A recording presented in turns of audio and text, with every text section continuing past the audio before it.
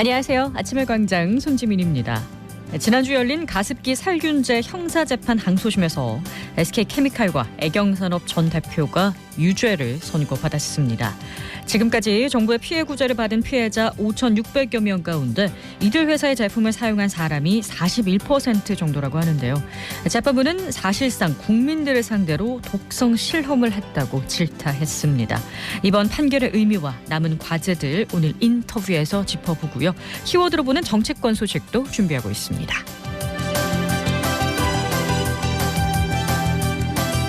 1월 17일 수요일 아침의 광장, 오늘도 시사비타민 알차게 챙겨드립니다. 이 시각 교통 상황과 날씨 알아보죠. 소유리 리포터. 네, 칠곡노위 사고 소식 있습니다. 칠곡 지하차도에서 팔달교 K병원 앞 1차로에 1톤 화물차와 승용차 간 추돌사고 발생했습니다. 칠곡 지하차도에서 팔달교 K병원 쪽 지나신다면 1차로 피해서 안전하게 지나시기 바랍니다. 달구벌대로 위는 공사 구간도 있는데요. 방곡의 내거리에서 신남 내거리 방향입니다. 중부경찰서 직전 하위 2개 차로 막고 크레인 차량 동원해 공사 중입니다. 역시 이 구간 지나신다면 마음의 여유 갖고 이동하시고요.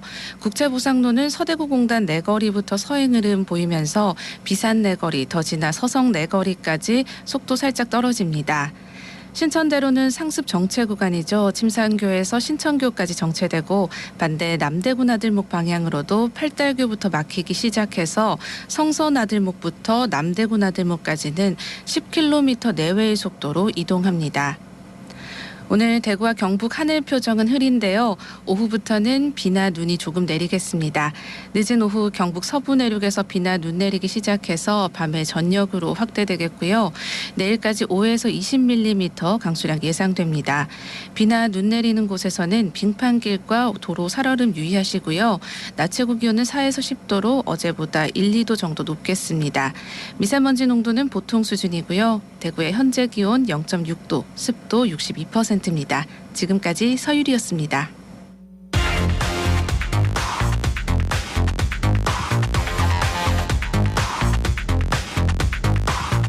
빠르고 정확하게, 명쾌하고 날카롭게 대구 경북의 오늘을 보는 KBS 대구 아침의 광장과 함께하고 계십니다. 대구 경북의 조건 브리핑으로 이어갑니다. 오늘 아침 뉴스 중앙일보 백경석 기자 나오셨어요. 안녕하세요. 네, 안녕하세요. 네, 첫 소식 볼까요? 네, 윤석열 대통령이 어제 국회를 향해 50인 미만 사업장에 대한 중대재해처벌법 적용을 유예시키는 법안을 처리해달라고 요청했습니다. 오는 27일부터 이 법이 50인 미만 사업장까지 확대되는 데에 따른 건데요. 윤 대통령은 근로자의 안전이 중요하나 처벌만이 능사는 아니라고 말했습니다. 중소기업의 현실적 여건을 감안할 때 시간을 더 줘야 한다는 건데요. 중대재해처벌법은 2021년 1월에 제정됐습니다.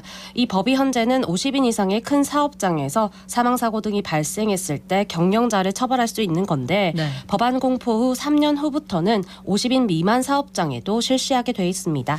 네, 노동계 반응은 어떤가요? 네, 민주노총 대구지부는 윤 대통령의 발언 이후 즉각 기자회견을 열어 반대 입장을 밝혔는데요. 민노총 측은 50인 미만 사업장에 적용을 유예해 주는 건 살인행위나 마찬가지다면서 다시금 노동자들의 생명과 안전을 위협하고 있다고 지적했습니다. 이들은 2022년 한국산업재해 통계에서 업무상 재해로 인한 사망사고는 50인 미만 사업장에서 81% 정도 발생해 대부분을 차지하고 있다고 근거를 들었습니다. 이런 상황에 적용 유예를 입에 올리는 건 노동자의 인명을 경시하는 태도라는 겁니다. 실제 지난해 대구 경북의 중대재해 사망사고가 전년보다 42% 늘어난 데 비해 이 법과 관련된 기소는 한 건도 없었습니다. 특히 지난달 달서구의 아파트 공사 현장에서 60대 작업자가 추락사했지만 책임이 있는 이 타워크레인 업체가 소규모 회사여서 중대재해법 적용 대상은 아니었습니다. 네, 각종 사례들이 많이 나타나고 있는데요. 그동안 경제계에서는 유예를 해달라고 강하게 주장을 해왔었죠. 네, 곧 이 법이 적용되는 대구 경북의 5인 이상 50인 미만 사업장은 7만여 곳에 이릅니다. 네. 경제계에서 유예를 주장하는 이유는 중대재해법이 요구하는 안전 시스템을 사업 전체에 도입하고 실행하기 위해선 상대적으로 많은 시간이 소요되기 때문입니다. 대기업과 달리 작은 규모의 사업장은 재정이 열악해 안전 투자가 어렵고 또 전문 인력도 없어 법이 요구하는 수준으로 의무를 이행하는 것이 쉽지 않은 탓인데요. 생산, 영업, 안전 업무 등 1인 다역을 하며 기업을 경영하는 중소기업 대표가 실형을 받을 경우에는 회사의 존폐와 이 근로자의 실직 등 많은 피해가 우려된다는 겁니다. 실제 한국경영자총협회가 지난달 조사한 결과에 따르면 87%의 회사가 남은 기간 내에 이 법을 시행할 준비가 안 됐다고 응답했는데요. 일각에서는 법 자체를 좀 개선해서 근본적으로 사업재해를 해결하자는 목소리도 나옵니다. 네, 근데 이 사업재해 많은 수가 영세사업장에서 발생을 하고 있기 때문에 대책은 반드시 필요해 보입니다. 다음 소식은요. 대구 지역에서 퇴직한 교사들이 학교폭력의 전담 조사관이 됩니다. 기존에는 학교폭력이 발생하면 현직 교사가 조사를 해왔는데요. 네. 이 학폭 업무나 학생 선도 경력이 있는 퇴직 교사 혹은 학생을 상담해 본 적이 있는 유경험자에게 그 업무를 맡기는 겁니다. 학폭 전담 조사관이 되면 이 학폭이 접수됐을 때 투입돼 조사에 나서는데요. 학폭 전담기구나 심의위원회 등 관련 회의에 참석해 조사 결과를 보고하는 역할을 합니다. 해당 사안을 완료하게 되면 전담 조사관에는 일정 수준의 활동비를 지급하는 방식인데요. 교육청에서 100명을 뽑아 3월부터 대구 지역 모든 학교에서 활동하게 된다고 합니다. 네, 대구 경북 지역의 학교폭력 실태는 어떤가요? 네, 교육부의 지난해 학교폭력 실태 조사 결과 대구에서 학폭 피해를 입었다고 응답한 학생은 전국 평균의 절반 수준에 그쳤습니다. 초중고 전체 응답자 중 0.9%가 학폭 경험이 있다고 답했는데요. 이 전국 평균이 1.9%입니다. 반면 경북 지역의 경우 전국 평균보다 높은 2%의 학생들이 이 학교폭력을 경험해 본 적이 있다고 응답했습니다. 특히 초등학생이 4.7%로 높은 편이었는데요. 네. 최근 사소한 갈등이나 다툼도 학폭으로 인식하는 이 민감도가 높아진 것으로 풀이된다고 합니다. 피해 유형별로 살펴보면 대구 경북 모두 언어폭력이 가장 많았고 신체폭력, 집단 따돌림, 강요 순이었습니다. 네. 대구교육청은 학폭 전담 조사관 제도를 통해 이 전문성과 공정성은 높이고 교원들의 업무 부담은 줄이는 효과가 있을 것으로 기대하고 있습니다. 네, 학생들도 더 나아졌으면 좋겠네요. 오늘 아침 뉴스 중앙일보 백경서 기자였습니다. 고맙습니다. 고맙습니다. 교동시장에서 전자 수리를 하고 있는 신동해라고 합니다. 90년대 초에 군대를 마치고 알바를 한번 권유했는 고참 선배님 때문에 지금까지 하게 됐습니다. 한 30년 정도? 전자라는 게 좀 특이해서 수리라든지 판매하는 걸 보면은 만족도가 굉장히 높아요. 수리를 맡기시고 찾아가신 분들이 자기가 하지 못하는 걸 대신 해줌으로 인해서 많은 기쁨을 느끼는 분들이 많았고 그런 것 때문에 수리는 내가 더 해야 되겠다는 생각을 많이 했죠. 지금도 그렇게 생각을 하고 있고요.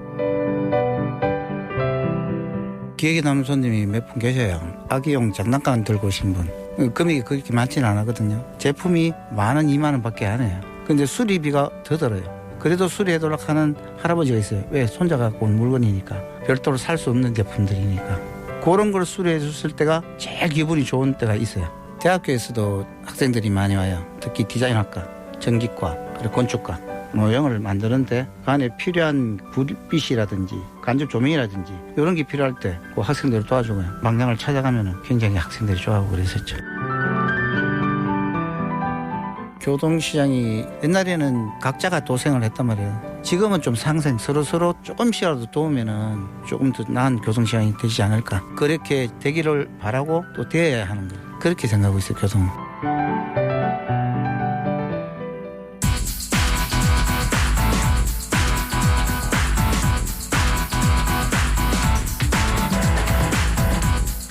우리 사회 곳곳에서 활동하는 사람들의 이야기를 들어보는 인터뷰 시간입니다. 최악의 사회적 참사로 남은 가습기 살균제 피해자들은 내 몸이 증거라며 개해 기업의 처벌을 요구해 왔습니다. 지난주 나온 항소심 판결의 의미와 남은 과제들 짚어보도록 하겠습니다. 환경보건시민센터 최예용 소장 연결합니다. 안녕하세요. 안녕하세요. 네, 이제 가습기 살균제 재판에서 SK케미칼과 애경산업 전 대표가 2021년 1심에서는 무죄였는데 항소심에서 유죄로 결과가 뒤집혔습니다. 결정적인 이유가 뭔지 이번 판결의 의미부터 짚어보죠. 네네. 말씀하신 대로 3년 전에는 그 1심에서 전원 무죄가 나왔습니다. 네. 예, 가습기 살균제 제품이 전부 꽤 많아요. 뭐 한 50여 개 되고, 네. 94년부터 2011년까지 거의 1,000만 배 정도가 판매가 됐습니다. 네. 우리나라 사람은 그 900만 명이 이제 사용을 한 그런 엄청난 사건인데, 네. 그 중에 절반에 해당하는 CMIT, MIT라고 하는 살균 성분을 사용한 그런 SK, 애경, 이마트 이쪽에 대한 이제 그 재판입니다. 네. 그런데 거의 같은 증거와 이런 내용을 가지고 2심 재판부는 1심 재판부와 완전히 반대의 의견으로 유죄다. 이들에게 책임이 있다. 이들 제품 때문에 피해자들이 사용하다 죽고 다쳤다라고 하는 이제 전원 유죄 판결을 내렸습니다. 중간에 새로운 증거가 제시되기도 했었고요. 네. 또 검찰 그리고 뭐 국립환경과학원 여러 전문가들 물론 뭐 피해자들과 환경단체는 물론이고 네. 사실상 거의 모든 관련 기관과 국민들이 이 가습기살균제 재판에 관심을 기울였고 네. 여론조사를 해보면 뭐 70% 이상의 이제 응답자들이 네. 이건 유죄 아니냐 하는 그런 의견을 강하게 피력하는 그런 상황 속에서 나온 어떻게 보면 너무나 당연한 건데 네. 1심에서 이제 무죄가 나왔었기 때문에 다들 조마조마한 심정으로 이번 판결을 기다렸고 네. 다행히 기업들에게 책임이 있는 그런 유죄 판결이 나왔습니다.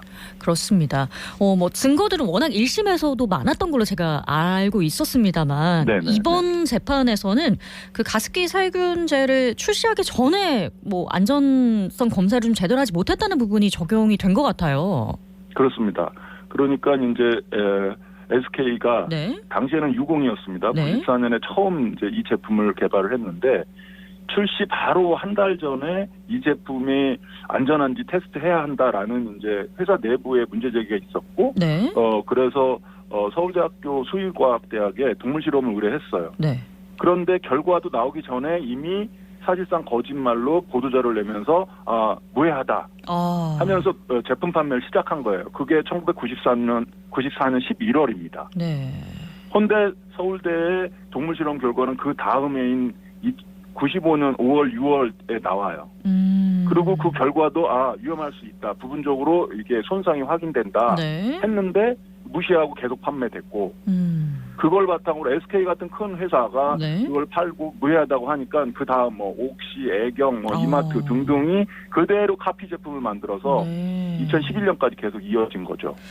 그러니까 사실상 네. 거짓으로 안전 테스트를 했다라고 속인 부분에 대해서 이번 재판부가 강하게 그거를 꾸짖었고 네. 또 재판부는 그래서 심지어는 이번 사건은 네. 온 국민을 대상으로 한 만성 흡입독성 어떤 그런 시도를 한 거다. 인체 실험을 한 네. 것이다. 예, 국민을 상대로 뭐 인체 실험한 것이다라는 그런 시각으로 강하게 이 사건의 의미를 짚었고 그 피고 즉 그 기업들에 대한 책임을 물은 걸로 보입니다. 그렇습니다. 이렇게 큰 질타가 있었음에도 불구하고 피해자들은 이번에 유죄 판결이 난 걸 환영하면서도 좀 아쉬움이 있다라고 하시더라고요. 네, 그러니까 뭐 지금 신고된 피해자만 7,891명, 그중에 사망자가 23%인 1,843명입니다. 네. 뭐 상상이 안 가는 그런 네. 숫자인데요. 예, 슈퍼마켓에서 팔았던 제품으로 소비자가 이렇게 죽고 다친 진짜 전 세계에서도 유례가 없는 그런 사건인데 그렇습니다. 그거에 책임을 진 기업들에게 뭐 금고 4년이다 하니까 야 이거 진짜 말도 안 되는 판결 아니냐. 평생을 감옥에 가둬놔도 시원치 않은데 금고 네. 4년이 뭐냐 이제 하는 그런 아쉬움이 좀 솜방망이 처벌이 아니냐 이런 아쉬움이 좀 진하게 배어나온 것 그렇습니다. 같습니다. 예, 뭐 검찰도 금고 5년 정도밖에 구형을 안 했었기 때문에 그런데 이제 앞서도 말씀드렸지만 1심에서 그럼에도 불구하고 무죄가 나왔었거든요. 네. 그러니까 어떻게든 유죄로 해야 된다라는 게 1차적인 어떻게 바람이었고 네, 그렇습니다. 그리고는 두 번째로는 높은 형량으로 이들에게 무거운 책임을 물어야 하지 않느냐라고 했는데 그 형량에 대해서 아쉬움이 그렇습니다. 있다. 네, 아까 이제 피해자를 얘기해 주셨는데 일단 대구 경북 피해자가 어느 정도인지 한번 볼까요? 네, 대구 경북 피해자들은 작년 7월이니까 그렇게 뭐 많이 이제 늘어나진 않았을 텐데 지금 646명이 피해 신고를 했습니다. 네. 네, 그 중에 이제 161명은 사망이었고요. 네, 그러니까 사실은 사망 비율은 다른 지역 굉장히 전국하고 높죠. 비슷합니다. 네네네. 그 중에 이제 가족사항제 피해 구제법에 의해서 인정된 사람이 415명. 그 중에 사망자는 94명 네. 이렇게 되고요. 그리고 작년부터는 이 폐암을 인정하기 시작했어요. 네. 그런데 이제 아직 뭐 인정되지는 않았지만 그래도 그러니까 646명 중에 네. 대구 경북 지역의 폐암 환자, 가습기 살균제를 쓴 다음에 폐암이 발병한 환자는 14명이고 9명은 사망입니다. 아, 그러면 이제 피해자로 인정을 받기 위해서는 어떤 절차를 거쳐야 되죠? 네, 먼저 본인이 가습기 살균제를 썼다고 네네. 하는 그런 기억과 또는 증거, 뭐 증빙 직접적인 자료. 증거는 없어도 됩니다. 구체적인 기억만 있으면 네. 되니까 일단 내가 썼다. 거기서부터 출발하죠. 썼구나. 네. 또는 우리 가족이 썼구나, 지인이 썼구나. 네. 그러면 한국환경산업기술원이라는 곳이 있습니다. 네. 네, 거기에 이제 전화를 해서 내가 이걸 썼고 피해를 입은 것 같다라고 하면 거기서 절차를 알려줍니다. 네. 네, 그러면 이제 신고를 하게 되는 것이죠. 그럼 이제 서류를 제출을 하는데 그러면 기술원에서 사람이 나와서 언제 썼는지 자세히 물어요. 아, 네. 그리고 증거가 있는지. 네. 다시 말씀드리지만 직접 증거, 즉 제품이나 사진이나 이런 게 없어도 네. 구체적인 기억만으로도? 기억만으로도 가능합니다. 왜냐하면 이거는 과거에 아주 오래전에 형품이나 이런 걸 주고 그렇습니다. 사서 쓰고 버린 일회용품이니까 네. 피해자들이나 소비자들이 잘못이 아니죠. 네. 그렇게 해서 신고를 하면 이제 병원 기록을 다 따져서 사용한 당시 또는 직후에 뭐 폐렴이 걸렸다 또는 천식이 발생했다 또는 뭐 다른 폐질환이 생겼다 등등을 다 따져가지고 그 판정 기준에 맞으면 이제 구제 그런데 이게 인정자가 인정받기가 되게 힘들다고 대부분 뭐 판정 그렇지 않습니다. 그렇지 않나요? 네, 초기에는 네네. 이 사건 초기에는 네네. 정부가 소극적으로 나오고 네네. 판정 기준도 이제 너무 빡빡해서 높았다. 힘들었어요. 그런데 2017년부터 시행된 피해 구제법 그리고 그 이후에 2번에 걸쳐서 개정이 됐거든요. 네. 그래서 지금은 인정 범위가 굉장히 많이 넓어졌군요. 넓습니다. 근데 피해 접수가 지금도 계속되고 있다던데요? 그럼요. 지금도 계속돼요. 이런 인터뷰나 네네. 뭐 언론 보도를 보고 가만히 있어봐. 우리도 옛날에 쓰지 않았나? 뭐 이런 기억을 네네네. 떠올리는데 제가 처음 말씀드린 것처럼 우리나라 국민 5명 중에 1명 900만 명이 사용을 했어요. 네. 그런데 설마 가습기 살균제 같은 제품 때문에 그것 때문에 우리 내가 이런 가족이 질병이 또는 있는 우리 것인가? 부모가 네. 예전에 그것 때문에 아프고 병원에 입원하고 심지어 죽었다고 지금도 상상을 못해요. 뒤늦게 피해를 좀 그래서 인지하는 경우가 많군요. 신고자들이 굉장히 적은 편입니다. 그렇군요. 이분들에게 그간 피해 구제가 어떻게 진행이 됐나요? 네, 피해는 이제 말씀대로 구제입니다. 배상액이 있겠죠. 네네. 예, 구제와 배보상은 다른데요. 네. 그래서 지금 법은 구제법입니다. 기업들로부터 기금을 걷어서 네. 최소한의 병원비 그리고 사망한 분에 대해서는 장례비, 네. 가습기 살균제로 이 경제력을 완전히 잃은 분한테는 최소한의 생활비 이 정도만 지급하는 게 구제입니다. 그래서 아까 말씀드린 그런 신고 절차에 의해서 이분이 피해를 봤다, 천식이 발생했다 또는 사망했다라고 하면 거기에 맞는 구제를, 병원비와 사망, 뭐 장례비와 이런 것들을 주는데 그거는 최소한의 것이죠. 그렇죠. 그런데 이번에 이제 그 판결처럼 기업의 책임이 이제 인정되기 시작했으니 제대로 된 배보상을 지급을 하면서 마무리돼야 되는 이제 순서가 남았습니다. 그러니까 지난해 12월에 대법원이 가습기 살균제 제조사가 피해자에게 손해를 배상해야 된다는 첫 판단이 나왔거든요. 이제 얼마 전에 나온 이 소송과 관련해서 앞으로 기업들이 좀 실질적인 배상을 할 수 있을 것으로 보이는데 어떻게 예상하세요? 그렇습니다. 그러니까 민사 소송을 제기한 그 사례들에 대해서 기업의 책임을 하나둘씩 물어지고 있고.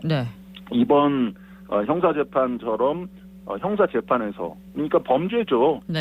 이 제품으로 사람이 죽고 다쳤다라고 하는 그런 형사처벌이 이루어지고 있습니다. 민형사적인 이제 흐름들이 가고 있기 때문에 배보상은 이제 시간 문제인데 문제는 피해자들이 너무 오래 기다렸어요. 이 사건이 알려진 지 2011년부터니까 13년째고 또 비록 법원에서 이제 판결을 받아서 이렇게 배보상을 한다고 하지만 사실은 개별 사례별로 따져보면은 이게 어떻게 될지 모르고 또 배상액이 굉장히 낮은 편입니다. 대법원의 이제 그 판결에서도 네. 마찬가지고 그래서 2년 전에 나왔던 조정안, 그러니까 피해자들과 기업이 일종의 이제 합의하는 겁니다. 사회적 합의. 그렇습니다. 피해자들이 좀 절차가 너무 오래 오래 걸리니까. 기다렸기 때문에 구제는 물론이고 제대로 된 보상이 있기를 저희가 한번 계속해서 그렇습니다. 응원하고 네, 기도해 그 보도록 조정안이 빨리 하겠습니다. 실현해야 된다고 봅니다. 네, 오늘 말씀 고맙습니다.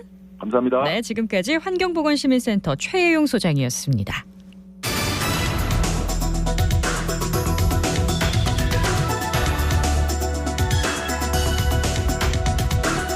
키워드로 보낸 지역 정치권 소식, 영남일보 서울정치부 정재훈 기자 연결합니다. 안녕하세요. 네, 안녕하세요. 네, 오늘 첫 번째 키워드는요. 네, 바로 물갈이입니다. 현역 의원 교체를 뜻하는 물갈이에 대구 경북 지역 정치권의 관심이 집중되고 있는 것인데요. 네. 이는 당 공천관리위원회가 현역 의원을 얼마나 공천에서 배제할지, 후보자에 대한 가점이나 감점을 어떻게 반영할지 등이 쟁점인데요. 이번 주에 국민의힘과 민주당 모두 공관위 회의를 열고 이르면 이달 말 또는 2월 초부터 후보자 선정을 할 것이라고 밝혀서 네. 눈길을 끌었습니다. 국민의힘과 더불어민주당이 모두 공천률 논의에 나서면서 이런 물갈이가 조금 더 현실적으로 와닿는 것 같습니다. 네, 맞습니다. 이번 주 공관위 구성을 마치고 첫 회의 등 그 본격적인 활동에 돌입하면서 네. 언론에서 공천 칼바람의 계절이 돌아왔다 이렇게 언급하기도 했는데 네. 정말 정확한 표현 같습니다. 네. 사실 21대 그 지난 총선에서 당시 국민의힘의 전신인 미래통합당에서는 대구 경북 지역에서 그 현역 의원 교체율이 64%에 달했거든요. 네. 해마다 절반 정도가 교체된 전력이 있기 때문에 좀 더욱 관심이 쏠리는 상황입니다. 네. 그리고 어제 국민의힘 공천 원칙이 공개가 됐습니다. 네, 맞습니다. 대구 경북은 아무래도 국민의힘 공천을 받을 경우에 좀 당선이 될 수 있다 이런 인식이 있는 만큼 관심이 집중되고 있는데 공관위가 경선 시 여론조사 비율을 기존과 마찬가지인 50대 50으로 반영하기로 했습니다. 이게 지금 국민의힘이 수도권 민심 비중을 늘리겠다면서 수도권의 경우에는 당원 20대, 일반 국민 80%로 적용하는 것과는 좀 차별화가 되는데요. 네. 특히 감점과 같은 경우에는 동일 지역구에서 3선 이상 현역을 지낸 의원에게는 경선 득표율에서 페널티가 주어지도록 해서 지금 대구의 김상원 의원이나 윤재혁 원내대표 등이 감점을 받게 됐다는 게 좀 현역 물갈이의 신호탄이다 이런 좀 분석이 나오고 있습니다. 그렇군요. 그럼 현역 의원 컷오프가 어느 정도나 될까요?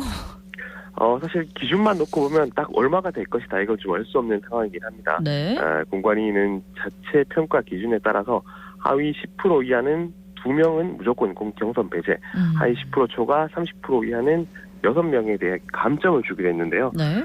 사실 이 부분은 추후 평가에서 많은 교체를 예고했다 이런 분석이 나옵니다. 어떻게 보면 기계적인 현역 교체를 위해서라도 현역 의원이 많은 대구 경북에서 교체를 할 수밖에 없거든요. 네. 다만 이런 평가가 지금 그 지역별로 분류가 되는데 당의 텃밭인 대구 경북과 부산 경남, 서울 강남권 등이 한데 묶여 있는 만큼 앞으로 공천 과정을 좀 더 지켜봐야 될 것 같긴 합니다. 네, 이런 영남권 물갈이에 대해서 공관위 측은 어떤 반응을 보이고 있나요? 네, 제가 얼마 전에 공관위원으로 참여하는 여당 관계자를 만났는데 네. 이 관계자가 지역 공천이 지역민의 원하는 변화 그리고 기존 정치 세력의 안정도 동시에 추가하겠다 이런 목표를 제시했는데요. 애매하긴 하지만 교체는 불가피하다는 뜻으로 좀 해석이 됐습니다. 다만 공관위 측은 지역민의 민심을 반영하는 공천을 하겠다 이렇게 밝힌 만큼 과거에 좀 일방적인 매력 꽂기 이런 공천을 하지 않겠다고 천명을 했거든요. 네. 때문에 정말로 이번에는 공천 과정이 변할지 좀 관심이 집중되고 있습니다. 네, 내려꽂기를 안 하겠다고 천명은 했지만 윤심 논란도 공천의 과제가 될 것 같습니다. 네, 맞습니다. 이것도 국민의힘의 이번에 공천의 과제이긴 한데요. 네. 공관위에 친윤계 핵심인 이철규 의원이 포함된 것도 이슈였고 여기에 대해서 대통령실 참모나 장차관, 검사 출신들이 대구 경북을 비롯한 영남 지역에서 출마하는 것도 좀 화제를 모았었는데 대구 경북에서도 약 6개 지역구가 여기에 해당한다고 보이는데 네.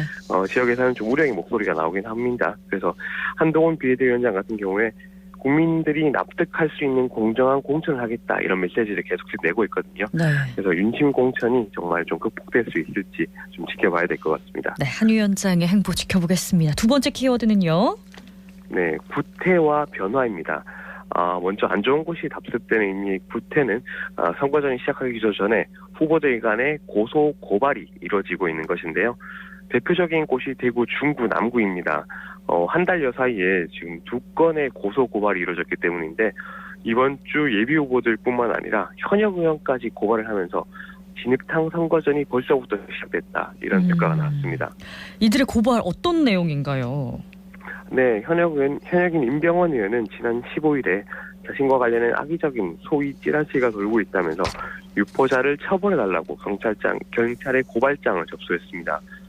임 의원이 문제 삼은 찌라시는 대구 중구의 보궐선거 공천과 관련해서 임 의원이 어떤 역할을 했다 이런 문제인 것으로 전해졌는데요. 네. 이에 앞서서 같은 지역구인 노승권 예비후보도 지난달에 공천 경쟁자인 도태우 예비후보 지지자 일부를 공직선거법 위반 혐의 등의 혐의로 고소를 했군요. 검찰에 고소를 했는데 좀 이렇게 벌써부터 좀 가열되는 양상인데 네, 맞습니다. 반면에 변화는 어떤 내용인가요?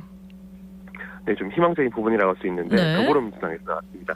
민주당 대구시당과 광주시당이 총선을 겨냥해서 대구 광주 공동 공약을 발표한 것인데 지난달 대구시당에서 발표가 됐거든요. 네. 달빛철도 특별법의 대구 통과, 2038년 아시안게임의 대구 광주 공동 유치나 네. 노동절 공휴일 지정 추진 등을 정했습니다.